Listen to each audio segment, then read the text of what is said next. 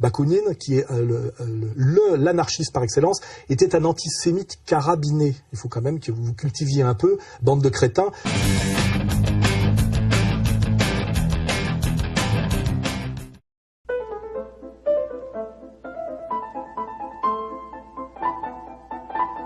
Bah oui, ça c'est pareil, c'est une rubrique je l'ai lancée comme ça, comme une boutade, parce que j'ai dit dans une vidéo du mois que on présente tout le temps les antisémites, qui est un terme totalement fallacieux, puisque sémite renvoie à une population au nom de leur langue, c'est-à-dire langue sémite, langue indo-européenne. Donc la majorité des sémites sont les musulmans, aujourd'hui montrés du doigt, et le peuple palestinien. Et quand on parle d'antisémitisme, en fait, on parle de gens qui critiquent le judaïsme, en général pour des raisons de gauche et des raisons de laïcité républicaine, puisqu'effectivement le judaïsme, il suffit de lire les deux textes sur lesquels on peut s'appuyer pour démontrer, que ce soit la Torah ou le Talmud, c'est un suprémacisme théologico-racial fondé dans l'Ancien Testament sur la brutalité physique et dans le Talmud, dans l'ère chrétienne, sur l'usure et le mensonge systématique envers les non-juifs. Voilà. Donc, comme on a le droit, selon des saines valeurs républicaines, d'être judéo-critique ou anti-judaïque. Je le suis personnellement, parce que c'est une religion, donc un système de valeurs, qui n'est pas compatible ni avec les droits de l'homme, ni avec l'universalisme républicain, ni avec l'universalisme grec, ni avec la charité chrétienne. C'est un porte-à-faux avec toutes ces valeurs. Voilà. Donc j'avais dit, c'est assez agaçant de traiter l'antisémite, et donc de crétin, parce que c'est ça qu'on nous dit, et de salopard, et d'extrémistes de droite, finalement, des gens qui critiquent le judaïsme pour des raisons de gauche évidentes. Voilà. Et j'avais bien fait remarquer qu'il n'y avait pas de philosémite avant 1945. Le philosémitisme obligatoire systématique est venu finalement de la parenthèse hitlérienne, sur laquelle il faudrait réfléchir à qui profite le crime, n'est-ce pas? Et j'avais dit ça comme une boutade, et effectivement, les gens sont tellement lobotomisés qu'ils avaient du mal à le croire. J'ai dit non seulement il n'y a pas d'antisémite il n'y a pas de philosémite avant 1945, mais les rares philosémites qu'on trouve le sont pour des raisons antisémites. J'avais fait remarquer Nietzsche.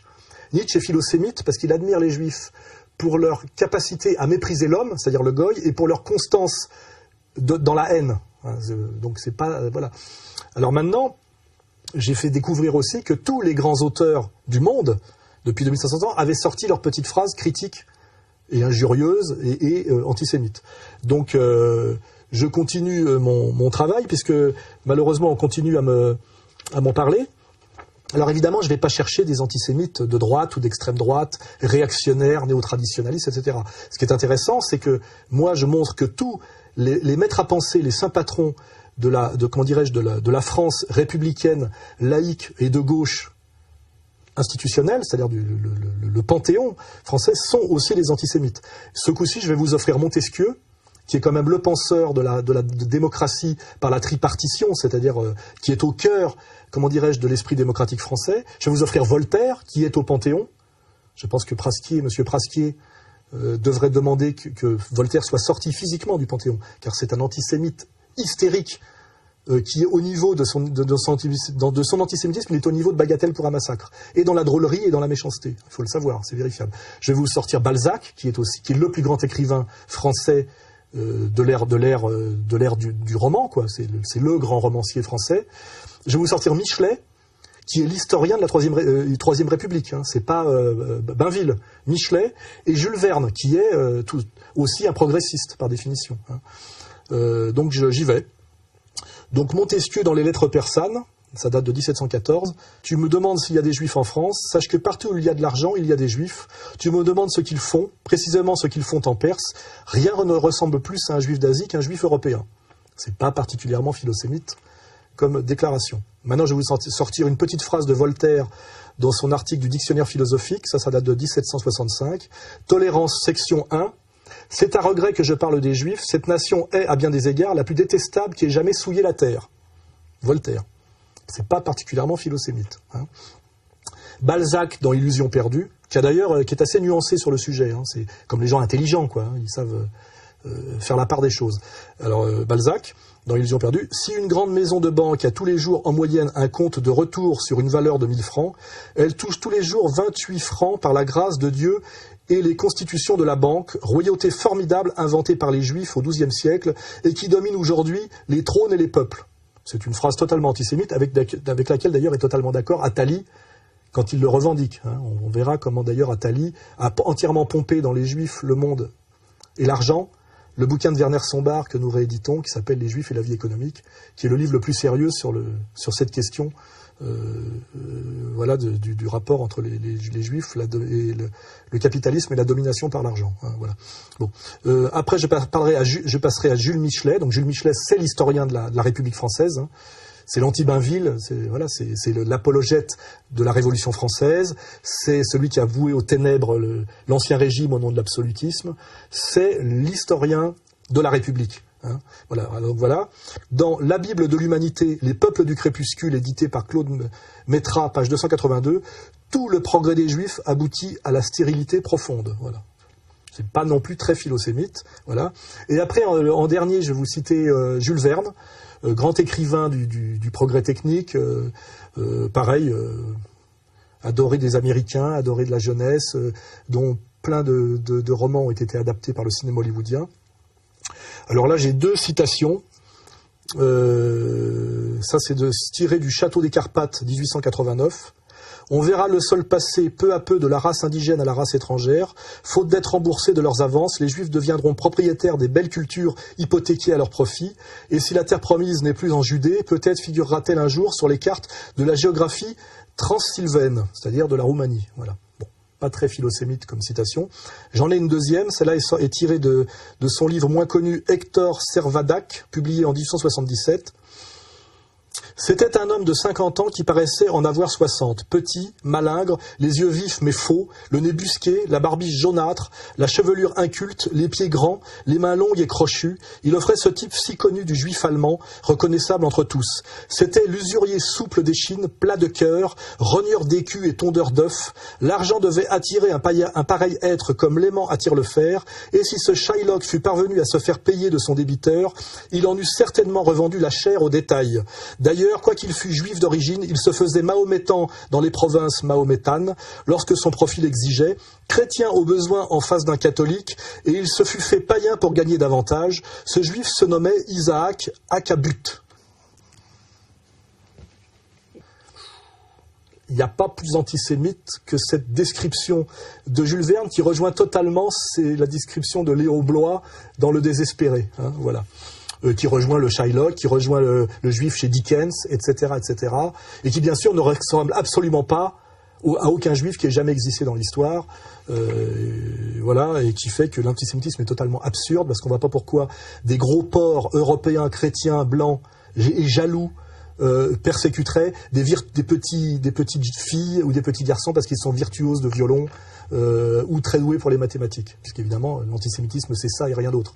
Ça ne parle jamais de Bernard-Henri Lévy, des Bernard-Henri Lévy qui ont traversé l'histoire, des Attali, des Alain Minck, des Madoff, des Bernanke, etc. Ça n'a jamais existé, ça n'existe pas, hein, bien sûr. Voilà.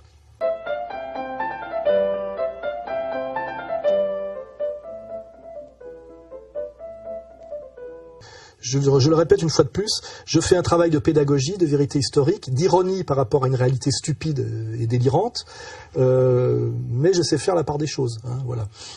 Donc là, je dis qu'effectivement, on peut aussi trouver des auteurs philosémites qui reconnaissent effectivement des qualités, ces qualités indéniables de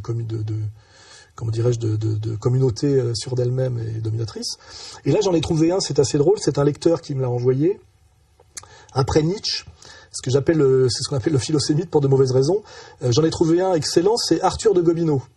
Alors lui, il dit beaucoup de bien des Juifs, malheureusement pour nous tous, c'est considéré comme l'inventeur du racisme. Hein. Il est l'auteur de l'essai sur l'inégalité des races humaines, 1853-1854, et je vais vous dire ce qu'il dit des Juifs, lui il en fait l'apologie. Il dit: les Juifs se trouvaient dans une position analogue, entourés de tribus parlant des dialectes d'une langue patente de la leur, et dont la plupart leur tenaient d'assez près par le sang. Ils devancèrent pourtant tous ces groupes. On les vit guerriers, agriculteurs, commerçants. On les vit sous ce gouvernement singulièrement compliqué, où la monarchie, la théocratie, le pouvoir patriarcal des chefs de famille et la puissance démocratique du peuple, représentés par les assemblées et les prophètes, s'équilibraient d'une manière bien bizarre, traverser de longs siècles de prospérité et de gloire, et vaincre par un système d'émigration des plus intelligents les difficultés qu'opposaient à leur expansion les limites étroites de leur domaine.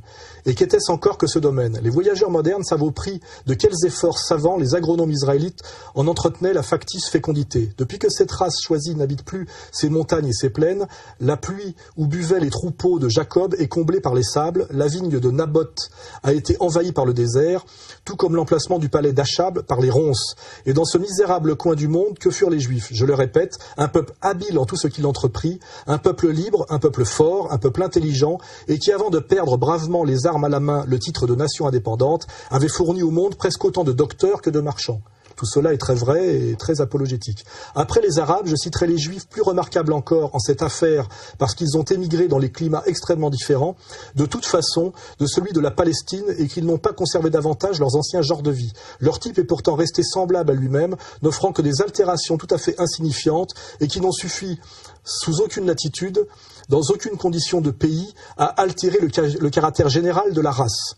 Donc là, nous avons une apologie très réaliste fait par Gobineau du juif, comme quelqu'un d'incroyablement capable de se développer malgré l'hostilité de l'environnement naturel, incroyablement capable de s'implanter parmi les autres en restant toujours lui-même, ce qui est aujourd'hui ce qui serait considéré comme de l'antisémitisme. Et je rappelle que on est dans la malhonnêteté de l'idéologie dominante, c'est que nos élites, qui sont très communautaires comme on le sait, les autres étant soumis à un tel point qu'ils ne s'en rendent même plus compte, c'est-à-dire qu'ils boivent le catéchisme de Fernand Nathan et de Mallet et Isaac sans même s'en rendre compte, c'est qu'on nous dit toujours que Gobineau est le père du racisme. Et évidemment, c'est un aristocrate français catholique. Ce qu'on oublie de dire, c'est que dans la théorie des races de Gobineau, Gobineau dit que les Blancs ont l'intelligence et que les Noirs ont la sensibilité. Et que pour atteindre au sommet du génie humain, il faut métisser les Noirs et les Blancs. Ce qui est donc une apologie du métissage et une reconnaissance des génies spécifiques des races. Et de ce point de vue-là, Gobineau est infiniment moins raciste que Maïmonide. Maïmonide, qui est le plus grand rabbin des rabbins et le maître à penser de tous les juifs authentiques, c'est des rabbiniques, qui lui dit que les Noirs sont des singes et des animaux et qu'il faut surtout se maintenir pur de tout métissage. Donc dans la hiérarchie du racisme, Maïmonide, qui est le maître à penser du judaïsme talmudo-sioniste, le plus classique, le rabbin des rabbins, ce Maïmonide est infiniment plus raciste que Gobineau. Or, on nous met toujours Gobineau comme saint patron du racisme, et jamais Maïmonide, sachant d'ailleurs que historiquement Maïmonide écrit bien avant Gobineau, et je le rappelle, autant le catholicisme issu de l'universalisme chrétien est un antiracisme fondamental, et autant l'antichristianisme juif, puisque le judaïsme, après le Christ, ne se définit que par l'antichristianisme, c'est-à-dire le talmudisme, est un refus du christianisme. Et c'est dans le Talmud qu'est la vérité du judaïsme, puisque c'est par le Talmud qu'on peut comprendre comment on doit lire ce tronc commun chrétien et juif qui est l'Ancien Testament, c'est-à-dire la Torah. C'est le Talmud qui dit comment on doit lire, comment les Juifs doivent lire la Torah, et c'est bien dans la Torah, et dans la Torah lue par le Talmud, qui est la matrice du racisme mondial, c'est-à-dire du racisme élevé à l'universalisme, puisque tout tribalisme primitif est raciste, puisque chez les peuples primitifs, il y a les hommes qui sont ceux de la tribu, et les sauvages qui sont ceux d'à côté, et qui ne sont pas des humains, qu'on peut tuer, manger, tout ce que vous voulez. Donc l'anthropologie de base, de toute façon, c'est le racisme, mais ceux qui ont amené le racisme et le racialisme à l'universalisme, ça s'est fait par le judaïsme. Le judaïsme de la Torah et du Talmud. Et ceux qui s'y sont opposés, c'est le Christ, par l'universalisme chrétien et la charité, ce sont les Grecs par le logos qui est au-dessus des races, et les musulmans et aussi par le prosélytisme musulman, qui n'est pas une religion de race. Donc les maîtres du racisme au sens épistémologique du terme sont les Juifs.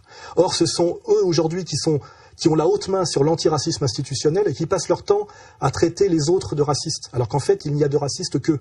C'est la réalité. C'est ce que démontre parfaitement Jean Solaire, et ce que commence à comprendre ou à oser dire Michel Onfray, à force de se faire maltraiter, parce qu'il a osé mettre le doigt sur la charlatanerie freudienne et qui était une charlatanerie communautaire. Voilà. Donc je reviens toujours sur les mêmes sujets, mais parce que ça fait sens et qu'on est quand même là face à quelque chose de prépondérant, de surdéterminant, dans notre actualité, dans la réalité de notre monde occidental contemporain. C'est pas de ma faute. Voilà. J'aimerais bien pouvoir parler d'autre chose, mais à chaque fois on revient à ça. Voilà. Donc effectivement, je vous ai trouvé un philosémite, Arthur de Gobineau. Voilà, on va finir là-dessus. Bla bla bla, bla bla bla, bla bla bla, bla bla bla. Bon alors, pour finir sur ce sujet, comme je suis obligé de répondre aux gens qui commentent, alors à chaque fois que je dis qu'il n'y avait pas de philosémites avant-guerre et que tous les penseurs de l'histoire de l'humanité, d'où qu'ils viennent, ont un point commun finalement, une convergence universelle qui est leur égal antisémitisme, toujours d'ailleurs pour les mêmes raisons, avec le même constat. C'est quand même assez... même Bernard Lazare on avait tiré des conclusions. Hein, Bernard Lazare qu'on réédite, hein, parce que bizarrement c'est un grand juif au sens très respectable du terme, il est très peu réédité, ce qui est assez bizarre. De même qu'Otto Weininger, voilà, bon, ça c'est un autre sujet. Alors là, il y a deux commentateurs qui ont voulu faire les malins, qui m'ont dit, oui, vous dites des bêtises, parce qu'évidemment je ne dis que des bêtises, comme le fait bien remarquer Jean Robin, comme philosémite, il y a, alors ils m'ont mis Barès et Bakounine. Barès et Bakounine. Alors c'est amusant. Alors Barès, c'est pas totalement faux. Au moment de la guerre de 14, où il est parti dans une hystérie cocardière qui déshonore relativement le Barès respectable d'avant, qui était un penseur de gauche, hein, il faut bien, un nationaliste de gauche. Effectivement, Barès s'extasie sur le patriotisme des Juifs français pendant la guerre de 14. Donc effectivement, il n'est pas très antisémite. Maintenant, si vous voulez savoir si Barès est un philosémite, vous demandez aux leaders de la communauté juive. Hein. Pour Monsieur Prasquier, Barès est un ignoble penseur d'extrême droite. Hein. Et comme là, moi je vais toujours au texte, je vais vous lire quand même une Scène et doctrine du nationalisme de 1902 de Barès. Donc voilà, Barès est-il philosémite? Je vais vous laisser juger après la lecture de sa prose. Les Juifs n'ont pas de patrie au sens où nous l'entendons. Pour nous, la patrie, c'est le sol et les ancêtres, c'est la terre de nos morts. Pour eux, c'est l'endroit où ils placent leur plus grand intérêt. Leurs intellectuels arrivent ainsi à leur fameuse définition, la patrie, c'est une idée. Mais quelle idée? Celle qui leur est la plus utile est par exemple l'idée que tous les hommes sont frères, que la nationalité est un préjugé à détruire, que l'honneur militaire pue le sang, qu'il faut désarmer et ne laisser d'autre force que l'argent, etc. Là-dessus, faut-il les appeler sales juifs ou première aristocratie du monde? Vous en penserez ce que vous voudrez, selon votre tempérament et selon les circonstances. Ce n'est point intéressant, mais vous ne nierez point que le juif ne soit un être différent. Voilà. Alors c'est pour le petit con qui m'avait envoyé sa remarque sur Barès philosémite. Si ça c'est du philosémitisme, alors effectivement demain je peux peut-être devenir rabbin. Voilà. Maintenant on va passer à Bakounine, ce qui est beaucoup plus intéressant. C'est marrant parce que c'est dans les baies, il ne doit pas être très loin. Bakounine, parce qu'effectivement avec Bakounine ça va nous rapprocher d'un crétin indicible qui est le pauvre Rouillant, qui vient de m'insulter notoirement parce que j'ai eu la gentillesse de relayer une de ses interviews, à la demande d'ailleurs de ceux qui l'avaient faite. Puisqu'effectivement c'est intéressant de voir ce que raconte un type de l'ultra-gauche qui a passé 20 ans de prison pour homicide, parce que c'est quand même un assassin. Moi j'ai relayé ça, j'en ai regardé que 10 minutes parce que la phraséologie d'ultra-gauche m'insupporte tellement c'est faible sur le plan conceptuel. Dans la lutte de classe, ce qui sépare les accapareurs des autres, les exploités, c'est que les exploités ont une idéologie du partage. Donc c'est que je parle toujours des partageux. C'est-à-dire, c'est un terme avant le communisme. Et le type m'insulte, mais il m'insulte en tant qu'anarcho, on va dire, en tant que type de l'extrême gauche libertaire. Hein, voilà. Donc, le maître de la pensée libertaire, il faut aller au Panthéon, il y a 4 grands penseurs de l'anarchie. Il y a Bakounine, que je vais citer, il y a Tolstoï, Malatesta et Stirner. Enfin voilà, il y a des grands penseurs de l'anarchisme. Mais Bakounine, c'est l'anarchiste par excellence. Alors maintenant, comme en général, je me fais traiter systématiquement par des crétins d'extrême gauche, et notamment des anarchistes de la CNT, les nervis là, du NPA, on se fait traiter d'antisémites par ces gens-là, je vais quand même leur rappeler ce que disait Bakounine des Juifs. Bakounine, qui est l'anarchiste par excellence, était un antisémite carabiné. Il faut quand même que vous cultiviez un peu, bande de crétins. C'est dommage que Rouillant, qui a fait 20 ans de prison, il aurait pu lire un peu, évidemment, et il est passé 20 ans en tôle, je sais pas ce qu'il a fait, pas fait de la musculation visiblement, mais il s'est pas cultivé non plus. C'est un peu dommage. J'ai beaucoup de compassion pour ce pauvre type, dont je rappelle qu'il a été entièrement manipulé par les services dans le règlement de compte de l'affaire de l'atome, français, et la conséquence qu'a eu la révolution islamique d'Iran sur l'histoire de l'atome. En fait, il a été manipulé par les services pour assassiner des types dans une histoire de règlement de compte franco-irano-irakien. Donc c'est un crétin à manipuler, et en plus je pense qu'il l'a fait pour de l'argent, et qu'il faudrait quand même qu'il en rabatte un peu. Intellectuellement c'est un crétin, Politiquement, c'est un imbécile. C'est aussi un manipulé de A à Z. C'est un assassin, faut pas oublier. Et son analyse du monde est d'une misère, d'une pauvreté. On le verra d'ailleurs par l'injure qu'il fait des Soraliens. On dirait un ado du NPA ou de la CNT de 18 ans. Le projet de ce sinistre individu est bien connu. Il est ancien et il remonte aux années de la peste brune. Il est tout simplement réactionnaire. Aucune discussion n'est possible avec la racaille réactionnaire qui crève. Le type a 60 balais et quand même un parcours qui aurait pu lui permettre de réfléchir un peu. Alors pour Rouillant et pour les crétins anarchistes de la CNT et globalement tous ces petits cons d'extrême gauche qui veulent me donner des leçons, soit de marxisme, soit d'antifascisme, etc. Je vais quand même leur citer Bakounine. Hein.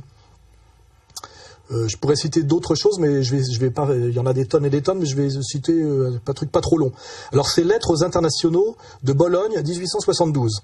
Les Juifs constituent aujourd'hui en Allemagne une véritable puissance, inquiets, nerveux, curieux, indiscrets, bavards, remuants, intrigants, exploitants comme le sont les Juifs partout, agents de commerce, bellétristes, politiciens, journalistes, courtiers en littérature en un mot, en même temps que courtiers de finances, ils se sont emparés de toute la presse de l'Allemagne, à commencer par les journaux monarchistes les plus absolutistes et, depuis longtemps, ils règnent dans le monde de l'argent et des grandes spéculations financières et commerciales, ayant ainsi un pied dans la banque. Ils viennent de poser ces dernières années l'autre pied dans le socialisme, appuyant ainsi leur postérieur sur la littérature quotidienne de l'Allemagne. Eh bien, tout ce monde juif qui forme une seule secte exploitante, une sorte de peuple sensu, un parasite collectif dévorant et organisé en lui-même, non seulement à travers les frontières des États, mais à travers même toutes les frontières d'opinion politique, ce monde est actuellement, en grande partie du moins, à la disposition de Marx d'un côté et des Rothschild de l'autre. Alors ça, c'est une déclaration de Bakounine, qui est le maître de l'anarchisme, et elle rejoint totalement la vision des Juifs d'Hitler dans Mein Kampf. Donc, à tous les petits crétins libertaros extrême gauche qui pensent qu'ils sont des anarchistes et qui se réclament de Bakounine, y compris M. Rouillant, il faudrait soit qu'ils changent de crèmerie, soit qu'ils se posent des questions sur leurs bêtises, et surtout qu'ils arrêtent de traiter les gens comme moi d'antisémites. Hein, au nom de Bakounine, voilà, parce que moi j'en suis pas là, hein, très très loin, hein, voilà.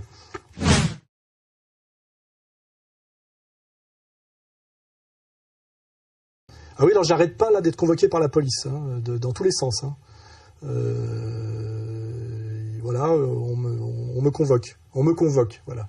Alors à cause de la plainte d'Alliot, je l'ai dit, à cause de la plainte d'un anarcho extrême gauche de Toulouse. Que je soupçonne de m'envoyer des menaces de mort. J'en ai encore reçu une hier, tiens. Toujours du même. Hein. Et j'arrive pas à ce que la police fasse son travail, c'est-à-dire de loger le type qui me menace de mort systématiquement depuis la mairie de Toulouse. Hein, voilà. Mais donc c'est moi qui suis convoqué par la police pour être interrogé, parce que je traite Monsieur Alliot de crétin quand il va s'extasier sur les colonisations de Cisjordanie et qui fait perdre du coup la députation à Marine Le Pen. Je me fais convoquer par la police parce que je demande qu'on arrête de m'envoyer des menaces de mort de la mairie de Toulouse et que je soupçonne quelqu'un après avoir fait un travail d'identification qui me paraissait relativement cohérent et fondé. Donc voilà, effectivement, la pression monte. Hein.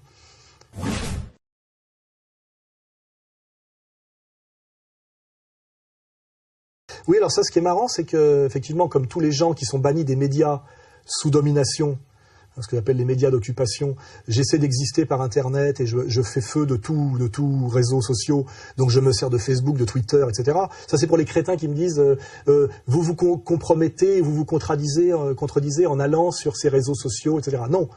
Mon but, c'est de faire passer le message au plus grand nombre, et je me sers de tout ce que je peux, comme à l'époque où j'allais chez Evelyne Thomas ou chez Mireille Dumas. Quand vous arrivez dans la ville et que vous désirez des femmes parce que votre mère vous manque, vous allez là où il y en a, qui sont les boîtes de nuit. Et la boîte de nuit, c'est très dangereux comme pour la vision que ça vous donne des femmes. Parce que dans la boîte de nuit, il n'y a par définition que des demi-putes. Et quand vous n'avez pas de pognon, que vous êtes jeune et que vous n'êtes pas homosexuel, parce qu'à la limite j'aurais été pédé, c'était simple. Vous n'avez rien à donner dans la boîte et vous n'êtes pas bienvenu. Vous êtes celui qui peut piquer une jolie fille jeune, un vieux riche qui paye alors que vous ne payez rien. Enfin, quand je dis vieux, ça peut être 40 ans, et vous avez 18 ans, votre mère vous manque et vous rêvez de rencontrer l'amour et vous rencontrez une espèce de pétasse qui vous voyez bien, qui vont toujours avec le vieux riche. Donc vous avez un mépris. Et puis il y a un autre aspect, c'est que se battre à ce point-là pour aller travailler, disons le Grand Capitole doit être tout heureux de vous avoir trouvé, parce que c'est bizarre, c'est que le rêve de tous les gens qui ont compris la vie, c'est de travailler quand même le moins possible, et qu'on voit, il y en a beaucoup qui jouent à la bourse pour travailler le moins possible, gagner de l'argent sans travailler. On voit que ce qui fait marcher le monde, c'est de faire bosser les autres pour jouir et vivre à leur place, et que vous rêviez d'aller travailler à ce point-là dans des boulots subalternes du tertiaire, finalement très peu valorisants, où l'espérance de vie est très courte, parce qu'on est très vite démodé dans la publicité, on est très vite largué, on est très vite ringard. Je me dis que la société marchande, pour survivre à toute sa médiocrité, a besoin de gens comme vous. Et je crois que c'est ça le fond du problème. Parce que l'important, c'est le message qu'on fait passer. C'est pas pour moi, le médium n'est pas le message. Ça, c'est le baratin de McLuhan, qui a d'ailleurs un petit fondement, effectivement. On peut pas dire la même chose, ça doit être dans un média écrit que dans un média télévisuel. L'un est plus propice à l'émotionnel, l'autre à la logique. Bon, ça avait un petit sens. Mais il faut pas, une remarque topique ne devient pas un principe systématique et général. Donc moi, je vais, là, partout où je peux, faire passer le message, sachant que je suis banni des médias officiels, pour les raisons que vous savez, comme Dieudonné, toujours pour les mêmes raisons, qui montrent bien la hiérarchie du pouvoir en France de façon explicite. Donc je suis beaucoup sur Facebook. Et récemment, je me suis amusé à relayer un truc assez drôle, mais assez choquant, qui venait de rue 89. Rue 89, je rappelle que ce sont des gens venus de Libération, qui ont été rachetés par le Nouvel Obs, et que c'est très très peu goy et très très peu catholique, comme noyau dur. Voilà. Et donc, ils faisaient l'apologie d'un truc étrange qui s'appelle la Fistinière, qui est un endroit à la campagne, espèce de relais château ou d'hôtel, où les gens vont se faire fister, c'est-à-dire coller des bras dans le cul. Voilà.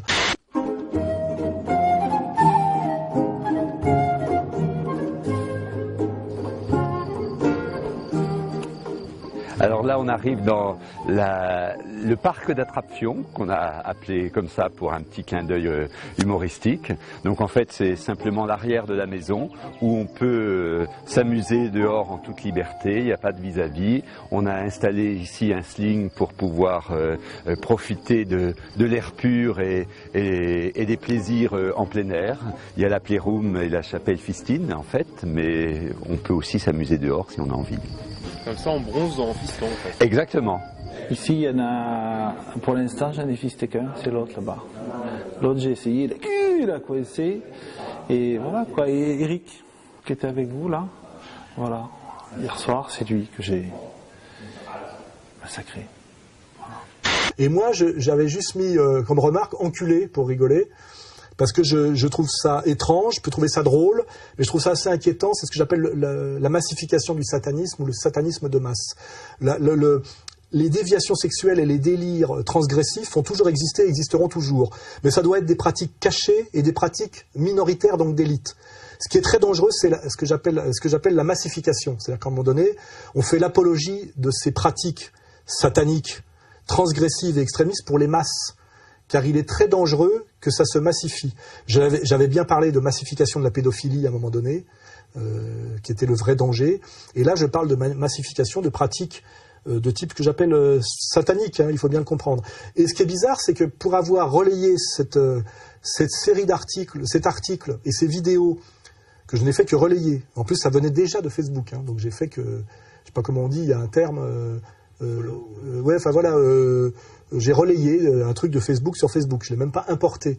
Et en mettant enculé, ce qui est un terme objectif, quand on se met un truc dans le cul, ça s'appelle enculé. Je rappelle que ce qui définit radicalement l'homosexualité, c'est la sodomie. C'est quelque chose qui se passe autour du trou du cul. C'est pas de ma faute si des gens, au lieu de se définir face aux autres dans la société par leur profession, leur religion, leur origine de classe, c'est-à-dire plombier, bourgeois, catholique, se définissent par une pratique sexuelle qui consiste à pénétrer un anus ou à se faire pénétrer l'anus. Ontologiquement, un homosexuel est quelqu'un qui se définit comme enculé ou comme enculeur. C'est leur problème. C'est eux qui décident de se montrer comme ça aux autres. Donc quand je mets enculé, ce n'est une fois de plus pas une diffamation, c'est un constat. Effectivement, tout ça tourne autour du trou du cul. Ce qui n'est pas un lieu qui, dans aucune civilisation, puisque c'est le lieu des fesses, de la défécation, qui n'est pas un lieu sanctifié ni sanctifiable. Le regard peut être sanctifié parce que c'est le miroir de l'âme. L'oreille, parce que c'est par là que rentre la musique. La bouche, parce que c'est le lieu de l'expression de la fonction symbolique qui s'appelle le langage. Mais le trou du cul est quelque chose qui se situe au bas de l'échelle des valeurs, au bas de l'échelle corporale, parce que c'est par là que sort la merde. Voilà. Donc quand on se définit par le trou du cul, c'est un positionnement qui veut bien dire quelque chose sur le plan politique, symbolique, voilà. Donc, et je ne fais que le constater. Donc, ce qui est étrange, c'est que relayant cette apologie de la fistinière, on remettra le lien pour que les gens regardent ce que c'est, apologie faite par Rue89 pour leur faire de la publicité, pour leur ramener du monde, où on explique qu'on jouit 10 fois plus en se faisant coller un poing dans le cul que par l'orgasme traditionnel. Enfin, il y a vraiment un prosélytisme de quelque chose qui est non seulement de l'ordre de la malsanité intégrale, mais en plus qui touche à la pratique illégale de la médecine, puisqu'il faut faire des lavements, etc., etc. C'est-à-dire qu'à un lieu auquel je ne m'oppose pas, parce que je pense que la transgression existe, et je suis un lecteur du Marquis de Sade, mais que ça soit, on en fasse l'apologie pour les masses, et qu'on tourne ça à la gaudriole, et qu'on comment dirais-je, quelque part même, on dédiabolise le truc, me paraît éminemment malsain sur le plan idéologique et politique, et je ne sais pas quel est là-dedans la vision de Rue 89. Hein. Il y a toujours cette entreprise comment dirais-je, de démoralisation globale de la société et de démoralisation de masse. Maintenant, je prends beaucoup de plaisir, autant avec un garçon homo que plus qu'avec un hétéro où je trouve qu'on s'ennuie. Ça se passe tout dans le regard. Tu es dedans le garçon et t'es là, tu te dis, je veux qu'il jouisse, je veux qu'il se rappelle de ma main, je veux qu'il se rappelle de moi. Ça m'a beaucoup excitée et maintenant je prends beaucoup de plaisir, autant avec un garçon homo que plus qu'avec un hétéro où je trouve qu'on s'ennuie. Alors pour en revenir à ça, résultat des courses, j'ai été banni pendant 3 jours de Facebook pour incitation à la haine. C'est-à-dire que d'avoir ricané sur l'apologie et la propagande pro-fistinière, avec la chapelle Fistine et tout ça. Alors voilà, nous sommes dans la salle de jeu, la chapelle Fistine. Alors comme vous voyez par sa forme, ça nous a rappelé ça, donc c'est pour ça qu'on lui a donné ce petit nom. Et ça, c'est les fresques que Victor le graphiste a bien voulu nous faire. C'est notre Michel-Ange. Et là, donc, il y a tous les supports pour pouvoir s'amuser. Toujours cet anticatholicisme rabique de la maçonnerie, des enculés et de la communauté dont on n'a pas le droit de parler, parce que c'est toujours très anticatholique, tout ça. Je découvre de plus en plus la haine anticatholique depuis 1789 et qu'en réalité, nous sommes face à une entreprise systématique de haine anticatholique qui renvoie également qui m'amène à une lecture aujourd'hui différente de l'affaire Dreyfus. L'affaire Dreyfus est une entreprise de haine anticatholique. C'est pas une entreprise antisémite du tout, c'est l'inverse. On est toujours dans l'inversion accusatoire et dans l'inversion transfert systématique. Donc j'ai été banni pendant 3 jours de Facebook pour incitation à la haine, voyez. Et ce qui est étrange, c'est que en contravention totale avec les règlements internes de Facebook, au bout de 3 jours, j'ai en apparence récupéré mes pages, mais je n'ai jamais récupéré le droit de commenter les commentaires et jamais récupérer le droit de répondre à mon courrier. C'est-à-dire que, illégalement, Facebook m'empêche de fonctionner. Et là, je me doute bien que Facebook est sous contrôle et qu'aujourd'hui, les gens qui se servent de Facebook pour faire autre chose que de la dragouille stupide et de la démoralisation bébête et qui s'en servent effectivement pour faire de la pédagogie ou de l'intelligence critique, sont finalement mis sur la touche par Facebook. Donc j'aimerais bien savoir comment fonctionne Facebook. J'aimerais même demander à un avocat comment se fait-il que je peux être banni, empêché de faire fonctionner Facebook sans aucune justification aujourd'hui, puisque ça fait 3 semaines que j'attends de pouvoir avoir le droit de commenter les commentaires qui sont sur ma page et répondre à mon courrier. Donc je le dis pour les gens de Facebook, par ma page publique et par ma page privée, je ne peux plus vous répondre, je ne peux plus commenter vos commentaires. J'ai créé une nouvelle page, je verrai bien combien de temps ça durera. Mais voilà, Facebook me bannit, effectivement, parce que je traite des enculés d'enculés, ce qui était quand même assez paradoxal. Voilà. Mais pas inexplicable quand on a la vision globale que j'ai, ce que j'ai compris et ce que je vous fais comprendre chaque mois un peu plus. Voilà. And then what happens, even poo-poo comes out. The other poo-poo's out, and then they eat the poo-poo. The other one they do is they have a sex practice called fisting, where they insert their hand into the other man's hand, and it goes into the anus all the way. And it is so painful, they have to take drugs, but they enjoy it.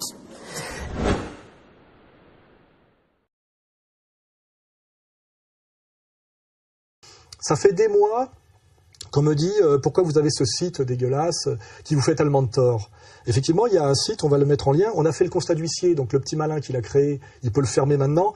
Le constat d'huissier est fait. Il y a un site qui s'appelle alainsoral.fr, on va le mettre en illustration, qui est une usurpation de mon identité, une incitation à la haine raciale, à la haine religieuse, etc., etc. C'est-à-dire quelque chose qui tombe sous le coup de la loi plusieurs fois.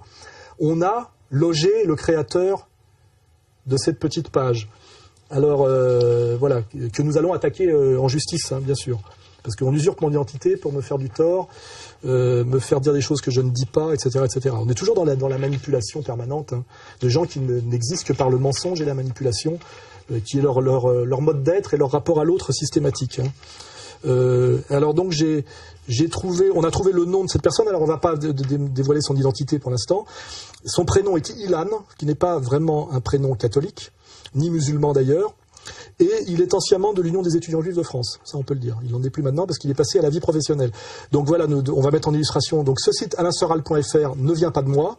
C'est quelqu'un qui usurpe mon identité pour inciter à la haine, me diffamer et essayer d'instrumentaliser contre moi. Nous allons l'attaquer en justice à partir du constat d'huissier que nous avons fait. Et nous verrons bien si la justice fonctionne correctement ou si c'est toujours, comment dirais-je, dans un seul sens et de façon contraire à la loi et aux valeurs républicaines.